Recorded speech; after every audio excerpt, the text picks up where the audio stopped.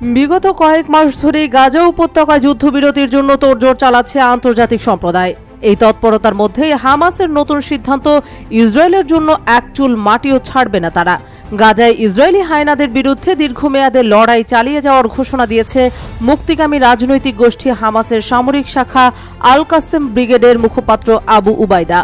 গত শুক্রবার এক ভিডিও বার্তায় আবু উবাইদা বলেন, আমাদের জনগণের উপর গত কয়েক মাস ধরে যে নির্মম আগ্রাসন চলছে তা বন্ধের জন্য আমরা পুরোপুরি প্রতিশ্রুতিবদ্ধ এবং একই সঙ্গে শত্রুদের সঙ্গে গাজায় দীর্ঘমেয়াদে লড়াই চালিয়ে যেতেও আমরা প্রস্তুত।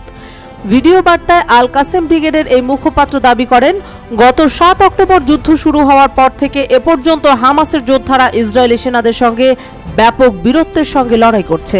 ইতিমধ্যে ইসরায়েলি বাহিনীর যথেষ্ট ক্ষয়ক্ষতি সাধন হলেও তারা নিজেদের ক্ষয়ক্ষতির সঠিক তথ্য প্রকাশ করছে না। প্রায় 2 সপ্তাহ আগে গাজার দক্ষিণাঞ্চলীয় সীমান্ত শহর রাফায় অভিযান শুরু করেছে আইডিএফ। সেখানেও ইসরায়েলি সেনাদের সঙ্গে হামাস যোদ্ধাদের তীব্র সংঘাত চলছে বলে দাবি করছেন আবু উবাইদা। ভিডিও বার্তায় এ প্রসঙ্গে তিনি বলেন, গত 10 দিনে পুরো গাজা উপত্যকায় অন্তত 100 ইসরায়েলি সামরিক সাঁজোয়াজানকে লক্ষ্যবস্তুতে পরিণত করেছে আল কাসেম ব্রিগেডের যোদ্ধারা। রাফা শহরে আমাদের যোদ্ধাদের সঙ্গে দখলদার বাহিনীর তীব্র লড়াই হচ্ছে এবং শহরের পূর্বাঞ্চলে শত্রুরা পিছু হটতে বাধ্য হয়েছে। তবে হামাসের আক্রমণে ইসরায়েলি বাহিনীর কেমন ক্ষয়ক্ষতি হয়েছে তা নিয়ে স্পষ্ট করে কিছু বলছে না ইসরায়েল।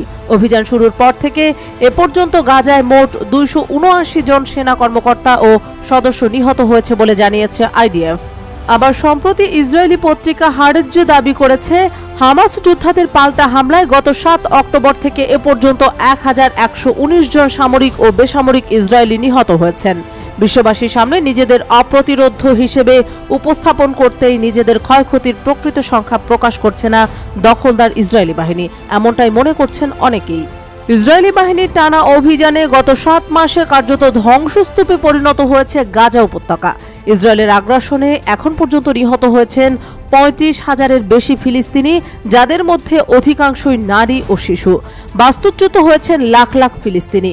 কিন্তু এত নির্মমতার পরেও হামাস বাহিনীকে এখনো পুরোপুরি পরাজিত করতে পারেনি ইসরায়েলি দখলদার বাহিনী।